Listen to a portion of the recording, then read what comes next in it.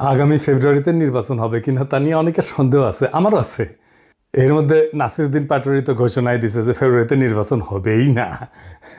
তবে আমি সবাইকে ফেব্রুয়ারিতে নির্বাচনের টার্গেট নিয়ে প্রস্তুতি নিতে বলি। এরা না বললে আবার বিএনপিওয়ালারা বলবে আমি নির্বাচন পিছাইতে চাই। তবে এই নির্বাচনে কি হবে তা নিয়ে আমি এক সপ্তাহ আগে বলছিলাম যে এই নির্বাচনে খেলা হবে, অপ্রত্যাশিত ফলাফল হবে। এডিটর সাহেব এনার দেখা দেন, নাহলে ব্যাক ফাপড় নিতেছি। উনি আশায় আছেন একটা ভালো নির্বাচন দিতে পারবেন, দিতে পারলে ভালো, তবে আমি খুব ভরসা পাইতেছি না। তবে এই নির্বাচনে খেলা হবে, অপ্রত্যাশিত ফলাফল হবে, আমি আগেই বলে রাখতেছি। দেখেছেন?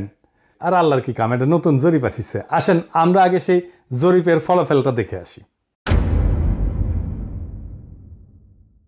12% মানুষ বিএনপিকে ভোট দিবি বলিছে, 10.4% মানুষ জামাতে ইসলামীকে ভোট দিবে বলিছে, মানে 10.5% মানুষ। 7.3% মানুষ আওয়ামী লীগকে ভোট দিবে বলিছে, এবং 2.8% মানুষ, মানে প্রায় 3%-এর মতো মানুষ এনসিপিকে ভোট দিবে। তবে কাকে ভোট দিবে এ বিষয়ে এখনো সিদ্ধান্ত নেয়নি 48%-এর বেশি মানুষ। অন্যদিকে জরিপে কাকে ভোট দিতে চায় তা বলতে রাজি হয়নি 14.4% মানুষ। এটা BRAC institute of governance and development BIGDর একটা জরিপ। 8 মাস আগে গত অক্টোবর মাসে একই প্রশ্ন করা হয়েছিল এবং এরাই এই স্টাডিটা করছিল। সেখানে 16.30% মানুষ বিএনপিকে ভোট দিতে চাইছিল। এইটা স্যার গতবার আর এইবারটা একটু পাশাপাশি দেখেন, তাহলে বুঝবে যে কেমন কমিছে। 11.30% মানুষ জামাতকে ভোট দিতে চাইছিল এবং 2% মানুষ এনসিপিকে ভোট দিতে চাইছিল। তার মানে জরিপ অনুযায়ী 8 মাস পরে বিএনপি এবং জামাতের ভোট কমিছে, এনসিপির সামান্য কিছু বাড়িছে।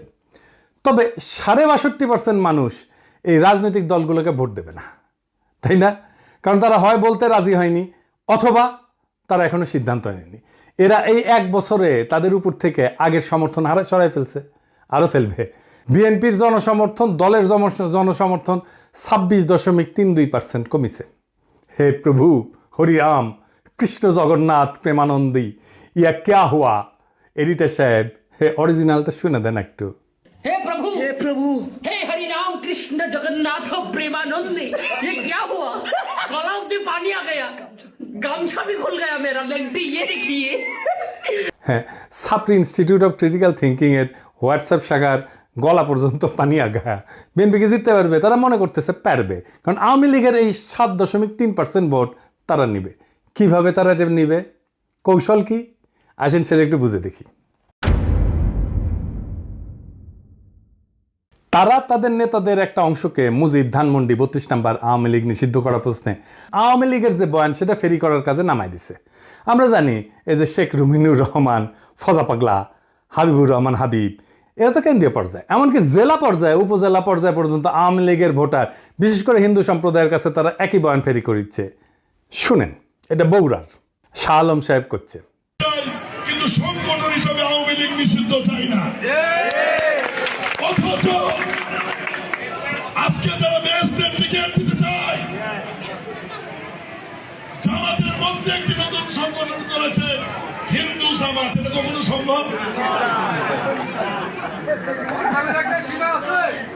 তারা এবং নতুন একটি রাজনৈতিক দল মিলে 3 দিনের ভূমি আন্দোলন করে স্বাধীনতার নেতৃত্ব করে একটি রাজনৈতিক দল, বাংলাদেশের সবচেয়ে পুরনো একটি রাজনৈতিক দল, সেই দলকে বাংলাদেশে নিষিদ্ধ করেছে, যেটা রাজনৈতিক ভাবে সঠিক সিদ্ধান্ত হয়েছে বলে আমি বিএনপির একজন কর্মী হিসেবে মনে করি না।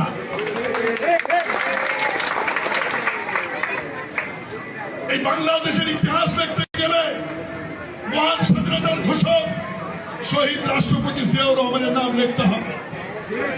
এই বাংলাদেশের স্বাধীনতার ইতিহাস রচনা করতে গেলে মুক্তিযুদ্ধের নেতৃত্বকারী দল আওয়ামী লীগের তৎকালীন সভাপতি শেখ মুজিবুর রহমানকে অস্বীকার করা যাবে না।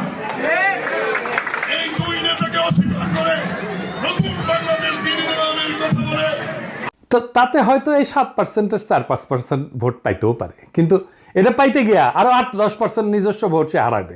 তাহলে আসলে রাষ্ট্র ক্ষমতায় কে যাবে? আপনারা বুঝতেই পারতেছেন যে যারা এখনো সিদ্ধান্ত নেয়নি কাকে ভোট দেবে এবং যারা বলতে চায়নি, তারাই আসলে ঠিক করবে কারা রাষ্ট্র ক্ষমতায় যাবে। তো যাই হোক, এইটা আলোচনাটা বিস্তারিত আসার আগে বিএনপি দলটা কিভাবে ফাংশন করে সেটা একটু বুঝাই। তাইলে এই যে কেন এই রুমিনুর রহমানরা এই কাজ করে এটা বুঝতে পারবেন, এবং কিভাবে তারেক রহমানের নিরঙ্কুশ নিয়ন্ত্রণ নিশ্চিত হয় দলের মধ্যে এটা বুঝতে পারবেন। আর এই পদ্ধতিটা বিএনপির সবচেয়ে বড় দুর্বলতা। আমি এটা বিএনপির সাথে কাজ করতে করতে গিয়ে আবিষ্কার করেছি। আসেন দেখি এটা কেমন। বিএনপিতে দুইটা কাজ করে। এক, সোশ্যাল কনফ্লিক্ট, যেটা সমাজে যে দ্বন্দ্বটা আছে সেটাকে ইন্টারনালাইজ করে ফেলে, মানে সেটা নিজের ভিতরে ঢুকে ফেলে, দলের ভিতরে ঢুকে ফেলে। মানে ধরেন সমাজে আওয়ামী লীগের রাজনীতি চলবে কিনা, এটা নিয়ে একটা দ্বন্দ্ব আছে, তো সেটাকে সে দলের মধ্যে নিয়ে ফেলে। আওয়ামী লীগের রাজনীতি করা উচিত এমন একটা দল তৈরি করে নিজের দলের মধ্যে এই মত প্রচার করবে, আর তার বিপরীতে আরেকটা দল তৈরি করে যারা ভিন্ন মত প্রচার করবে। এটি হইতেছে এক্সটার্নাল কনফ্লিক্টকে ইন্টারনালাইজ করা। কি সুবিধা পায় এতে? সে মনে করে যে এক্সটার্নাল যে কনফ্লিক্ট এটা তো ম্যানেজ করা ডিফিকাল্ট, এক্সটার্নাল কনফ্লিক্টকে আমি যদি ইন্টারনাল করে ফেলি সেটাকে আমি কন্ট্রোল করতে পারবো ইজিলি, কারণ আমি তো নেতা, আমার কথা দুই পক্ষই শুনবে। তো আমি এই আলোচনাটা দলের মধ্যে থেকে করব এবং আমি এটাকে নিয়ন্ত্রণ করব। বুঝতে পারছেন? মানে সমাজের যে বিতর্ক সেটা আমি নিজের দলের ভেতরের একটা ইন্টারনাল বিতর্ক করে ফেলবো। দলের ভেতরে যদি আমি ইন্টারনাল, সমাজ তো আমার কথা শুনে না, তো দলের ভেতরে যদি আমি ইন্টারনাল কনফ্লিক্টটা নিয়ে আসি তাহলে দলের লোক সবগুলো আমার কথা শুনতে বাধ্য হবে। আর একটা বিষয় হইতেছে যে এরা একজনকে আরেকজনের পিছনে লাগিয়ে দেয়। এই যে কনফ্লিক্টটা দলের ভেতরে নাই সেটা তৈরি করে। আমাকে এই যে ওয়াহিদুজ্জামান অ্যাপোলো একদিন বলে ফোন মেরা যে বিএনপির অনেক লোক বলে যে আপনি রয়ের এজেন্ট। হ্যাঁ, তার মানে কি বুঝেছেন? তো তার মানে এটাই যে শুনে হয় আমি বিব্রত হব বা সংকুচিত হব বা ভয় পাবো, এবং আমি একটা আশ্রয় খুঁজবো, এবং আমাকে এমন একটা মহাশক্তির কাছে পাঠাবে যে আমাকে আশ্রয় দেবে, অথবা সেই আশ্রয় দেবে। তার মানে বুঝেছেন তো? বা সেই বলবে আরে ব্যাপার না, আমি দেখতেছি, আমার উপরে ছেড়ে দেন। হ্যাঁ, তো সে তার দলের লোকদের উপর আনুগত্যটা কেনে, তারা এটা চাপে ফেলা, ভয় দেখায়, আনুগত্য আদায় করে। এটা বিএনপির কৌশল। যাই হোক, এই যে এক্সটার্নাল কনফ্লিক্টটাকে ইন্টারনালাইজ করে ফেলা, এটা তার নির্বাচনে আওয়ামী লীগের ভোট টানার একটা কৌশল। তো যাই হোক, এখন এই যে নির্বাচনী জরিপ, এটার প্র্যাকটিক্যাল ফলাফলটা কি? প্রথম ফল হইতেছে বিএনপি আগামী সরকার গঠন করতে পারছে কিনা এটা বিরাট সন্দেহের মধ্যে পড়ে গেল। ধরেন এনসিপি আর জামাত ঐক্য হইল, ওইদিকে বিএনপি নিজের ভোটের সাথে আওয়ামী লীগের ভোট আর জাপার ভোট মিলে একটা হাড্ডাহাড্ডি লড়াই হইল। তাও কি বিএনপি বা এনসিপি জামাত ক্ষমতা আসতে পারতেছে? না, পারতেছে না। কারণ 62.5% মানুষ জামাত, বিএনপি, এনসিপি কাউরে, এই 62.5%-এর ভয়েস হয়ে উঠতে পারবে যারা, তারাই আগামী সরকার তৈরি করবে। তাইলে কিভাবে এটা গড়ে উঠবে? বাংলাদেশ একটা রাজনৈতিক ফ্রন্ট গড়ে উঠবে। প্রকৃতি শূন্যতা পছন্দ করে না। এই 62% মানুষের একটা ফ্রন্ট গড়ে উঠবে। এই মানুষকে ভয়েস দিতে হবে। এই ফ্রন্ট দেশের নির্বাচনে জিতে আসবে। কিভাবে? ধরেন কয়েকটা ব্রড ইস্যুতে যদি একটা ঐক্য হয়। 1 নাম্বার, বাংলাদেশে ভারতীয় আধিপত্যবাদের অবসান হবে। 2 নাম্বার, স্বাধীনতা, সার্বভৌমত্ব, জাতীয় মর্যাদা এবং আঞ্চলিক অখণ্ডতা অক্ষুণ্ণ রাখতে হবে। 3 নাম্বার, আওয়ামী ফ্যাসিবাদের চিরস্থায়ী অবসান ঘটাইতে হবে। 4 নাম্বার, একটা ইনসাফ ও সাম্যের বাংলাদেশ বানাইতে হবে। তো এই ইস্যু নিয়ে যদি ফ্রন্ট হয় তাহলে এই 62.5% সেই ফ্রন্টের সাপোর্টার হয়ে যাবে। এন্ড কইতে পারেন এমন কোনো ফিগার আছে যে এই ফ্রন্টের নেতৃত্ব দিতে পারবে? আছে, অনেকেই আছে। আমি আজ একজনের নাম বলবো, মাহমুদুর রহমান। উনি এই ফ্রন্টের নেতৃত্ব যদি দেন সবাই ওনার পাশে এসে দাঁড়াবে। ইলিয়াস কনক, পিনাকির কথা বাদই দেন, এরা মাহমুদ ভাই আওয়াজ দিলে ঝাঁপে পড়বি। এর বাইরে হেফাজত, ইনকিলাব মঞ্চ, আপ বাংলাদেশ, এবি পার্টি, ইসলামী শাসনতন্ত্র আন্দোলন, এরা সবাই এসে দাঁড়াবে। এটাই হয়ে উঠবে রাজনীতির মেইন স্ট্রিম। এনসিপি আর জামাতের কোনো অপশন থাকবে না এই ফ্রন্টে জয়েন না কইরা। বিএনপিও আসতে পারে এই ফ্রন্টে, স্বাগত জানাই আমরা। এই ইস্যুতে ঐক্য হইলে ওয়াই নট, কিন্তু সিট যা দেব মাইনা নিতে হবে। এই ফ্রন্ট মানে বিএনপির বিরুদ্ধে যাওয়া না, কিন্তু বিএনপির বিরোধিতা করাও না, বরং অ্যান্টি ফ্যাসিস্ট, অ্যান্টি ইন্ডিয়া সমস্ত শক্তিকে একটা কমন গ্রাউন্ডে নিয়ে আসা। আমি তো চাই বিএনপির আলতাফ হোসেন চৌধুরী ভাই উনি জিতে আসেন, ইয়াংদের মধ্যে শহীদুদ্দিন চৌধুরী এনে জিতে আসুক, আমি এটা চাই।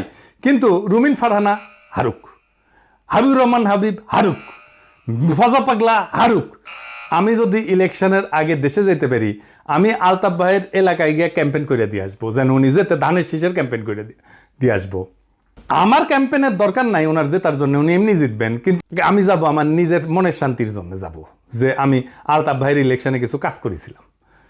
তো এই যে ফ্রন্ট, এর ফ্রন্টের সুবিধা কি হবে? এই ফ্রন্টে রাজনৈতিক দলের মাতবরি থাকবে না। রাজনৈতিক দলগুলোকে কিন্তু দেশের মানুষ পছন্দ করে না, বিশ্বাসও করে না। সেজন্য রাজনৈতিক দল অ্যান্টি হাসিনা লড়াইয়ের নেতৃত্ব দিতে পারেনি। এটা মাইনে নিতে হবে সবাইকে। এই ফ্রন্ট 2024-এর বিপ্লব যারা করছে সেই রকম একটা জনগণের ফ্রন্ট হইয়া উঠবে। রাজনৈতিক দল যা খুশি তাই করতে পারবে না। এনসিপির বালখিল্যতা, জামাতের রাজনৈতিক ভুল, অন্য ছোট দলের ন্যাশনাল ইম্প্যাক্ট তৈরি করার অক্ষমতা সব দূর হয়ে যাবে। এক নতুন আশায় দেশবাসী বুক বাঁধবে, সারা দেশে এক নতুন আশার সঞ্চার হবে। আমরা কলা গাছও যদি দাঁড় করাই দিই, বেশিরভাগ আসনে তারা জিতে আসবে। আমরা বিএনপির ট্রু ন্যাশনালিস্ট নেতাদের আসনে কোনো প্রার্থী দেব না। আমাদের মার্কা হবে বাম্বু। বাম্বুর দাবরা নিতে দেশকে আবার সঠিক রাস্তায় নিয়ে আসবো। এই 62% থেকে বাংলাদেশের আগামীর রাজনীতি উত্থিত হবে। এখন প্রশ্ন হচ্ছে, মাহমুদ ভাই কি রাজনীতিতে এভাবে আসতে রাজি হবেন? না, হবেন না। ওনারা যারা চেনেন তারা জানেন উনি হবেন না। এই ভিডিও দেখার পরে উনি আমার ফোন দিয়ে ঝাড়ি দিবেন, বলবেন এসব কি পাগলামি শুরু করিস, আমি আমার দেশ নিয়ে আসছি, আমার বয়স হয়েছে। তো যাই হোক, উনি যাই বলুক। সক্রেটিস বলছিলেন সেই নেতাই শ্রেষ্ঠ নেতা যে অনিচ্ছুক নেতা। মাহমুদ ভাই অনিচ্ছুক নেতা, তাই উনার বাংলাদেশের সেরা নেতা হওয়া সম্ভব। এইটারে বলে সিনাটাস আর্কিটাইপ। কঠিন লাগিচ্ছে, হ্যাঁ, কথাটা শুনে, টার্মটা শুনে, কিন্তু এটা খুব মজার ইতিহাস হচ্ছে। আসেন শুনি। উনার নাম ছিল লুসিয়াস কুইন্টিয়াস সিনসিনাটাস। 458 খ্রিস্টপূর্বাব্দে একজন রোমান সম্রাট ছিলেন তিনি। এই গল্পটা শুরু হয় একটা গভীর সংকট দিয়ে।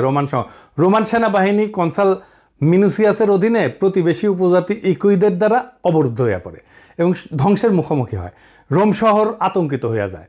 এই চরম মুহূর্তে সিনেট মরিয়া হইয়া, উনি প্রাক্তন সেনাপতি ছিলেন সিনসিনাটাস, ওনাকে সম্রাট হিসাবে নিয়োগের পক্ষে ভোট দেয়। উনি তখন অবসর জীবনযাপন করেছিলেন এবং কৃষিকাজ করেছিলেন।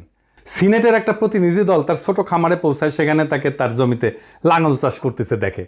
দেশের ডাকে সাড়া দিয়ে সিনসিনাটাস একটা নতুন সেনাবাহিনী গঠন করে এবং অসাধারণ সামরিক অভিযানে একদিনের মধ্যে ইকুইদেরকে পরাজিত কইরা অবরুদ্ধ রোমান বাহিনীকে উদ্ধার করে রোম শহরকে রক্ষা করে। 6 মাসের জন্য ওনাকে সম্রাট বানানো হয়েছিল, কিন্তু 15 দিন বা 16 দিন পরে উনি ক্ষমতা চাইরা আবার চলে যান, ওনার ক্ষেতের মাঠে চলে যান কৃষিকাজ করতে।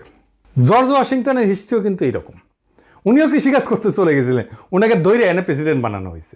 জিন্না 1930 সালে হতাশ হয়ে কংগ্রেস রাজনীতি ছেড়ে দিয়ে লন্ডনে যে ওকালতি প্র্যাকটিস করেছিলেন, প্রচুর ভালো প্র্যাকটিস করেছিলেন, কিন্তু খুব প্রসার হয়েছিল, জমজমাট প্র্যাকটিস, বিলাসবহুল জীবন ছিল। ওনারা ধৈর্য এনে মুসলিম লীগের নেতা বানানো হয়েছে, আর ভারতবর্ষের ইতিহাস বদলাই গেছে। এই যে আমাদের হাসান সৈয়দ সোহরাওয়ার্দী, তারও কিন্তু এরকম কাহিনী আছে। ওনার বোন বেগম শায়েস্তা ইকরামুল্লাহ সোহরাওয়ার্দীর লেখা জীবনীতে আছে। 1933 সালে সোহরাওয়ার্দী সিদ্ধান্ত নিল আর রাজনীতি করবেন না। ট্রেনে করে ভাইয়ের সাথে বোম্বে থেকে কলকাতা ফিরতেছিলেন। প্রোগ্রাম ছিল স্টেশনে নেমে বাসায় ফিরে রেস্ট নেবেন এবং ঘর সংসার করবেন। তো ওনার বড় ভাই ওনাকে ট্রেনে প্রতিজ্ঞা করেছে আর কখনো রাজনীতি করবা না। উনিও বলছেন আর করবো না ভাই। তো যাই হোক, হাওড়া স্টেশনে নামার সাথে হাজার হাজার মানুষ ওনাকে ঘিরে ধরে আল্লাহু আকবর, সোহরাওয়ার্দী জিন্দাবাদ স্লোগান দেওয়া শুরু করে। ওনারা মাথায় নিয়ে মিছিল করা শুরু করে। কাম শেষ, উনি রাজনীতিতে স্থায়ী হয়ে যান। ইতিহাস বদলে যায়। আমার উপরে ছাইরা দেন, দেশের মানুষ যদি তৈরি থাকে তাহলে মাহমুদ ভাই আসবেন এই দায়িত্ব পালন করতে। আর কারা থাকবেন না আমার কইলাম না, কইলে এখনই লাভ দিয়ে উঠবেন। আমি বলছিলাম অপ্রত্যাশিত ঘটনা ঘটবে, সেই ঘটনার জন্য তৈরি হন, আমরা ইতিহাস সৃষ্টি করব অচিরেই। বাংলাদেশের রাজনীতি এখন এক সন্ধিক্ষণে দাঁড়ায় আছে। 62% মানুষের নীরবতা, এটাই আসল শক্তি, এটাই আগামী সিদ্ধান্ত গ্রহণকারী হাত। তারা কারো অন্ধ অনুসারী না, বরং তারা খুঁজতেছে এমন একটা প্ল্যাটফর্ম যেখানে থাকবে আত্মমর্যাদা, সার্বভৌমত্ব, ইনসাফ আর সাম্যের নিশ্চয়তা। ইতিহাসে আমরা বারবার দেখছি, যখন জাতি প্রস্তুত তখন নেতার আগমন অনিবার্য হয়ে যায়। সিনসিনাটাসের মতো, জর্জ ওয়াশিংটনের মতো, জিন্নার মতো, সোহরাওয়ার্দীর মতো। সেই নেতা হয়তো এখনো মাঠে নাই, কিন্তু মুহূর্তে আসলেই ইতিহাসের পাতা থেকে উঠে আসবেন তিনি।